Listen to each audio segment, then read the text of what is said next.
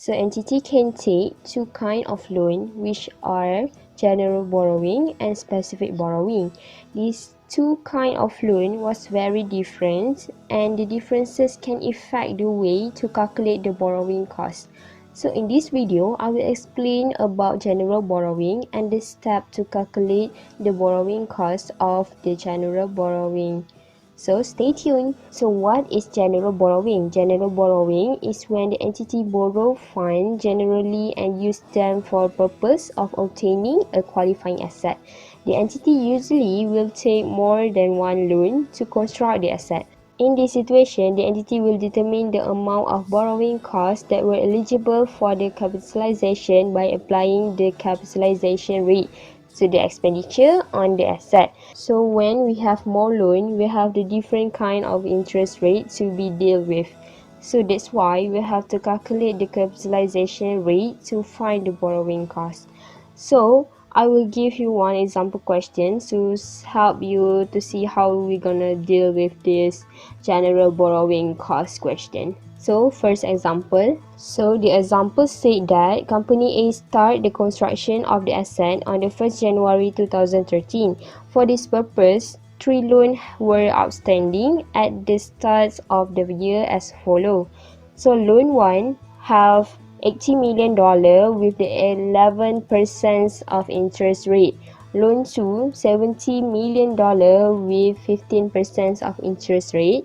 And loan 3, $40 million with the 17% of interest rate. So the funds were used on the asset as follow. On the 1st January 2013, the company used $25 million. On the 1st May 2013, the company used $20 million, and the 1st October 2013, the company used $15 million. So the construction of the asset was complete on 31st December 2013. So this question required us to find the borrowing cost for capitalization on 31st December 2013 and the cost of asset at 31st December 2013. So first, we have to analyze the question. Based on this question, we know that the company only used $60 million out of $190 million to construct the asset. The asset also have been completed within 1 year.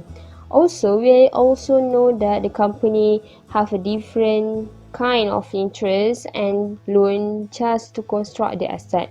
So that's why we have to calculate the weighted average borrowing cost rate because we have 3 different kind of interest. So to calculate weighted average borrowing cost rate, the first step is we have to calculate the average amount invested into the asset by multiplying all the costs with the period of time.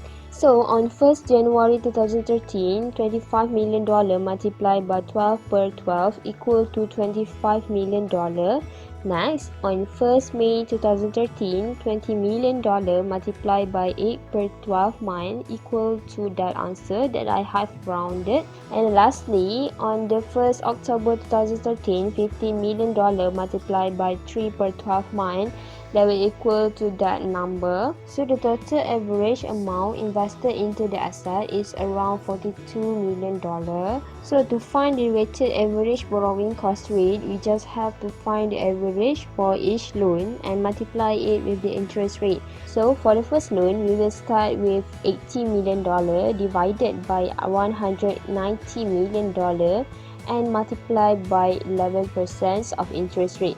So we will get 4.63%. So try to do the same thing to loan 2 and loan 3. And the answer for loan 2 will be 5.52% and loan 3 is 3.57%. Then we have to total up all of this answer and there you go. 13.72% as your answer for weighted average borrowing cost rate. So by using this rate, we can find the borrowing cost by multiplying the average amount invested into the asset with the weighted average borrowing cost rate. So it will be $42,083,333 multiply by 13.72%, and the answer will be $5,773,833. So settle with that, we will move on to the next question. So the cost of asset at 31st December 2013 can be calculated by total up all the expenditure of the asset with the borrowing cost. So the answer will be $65,773,833. So by then, you will finish these questions. So I think that's all from me. Thank you for watching. Please click subscribe buttons and like, share my video. Bye everyone. Have a good day.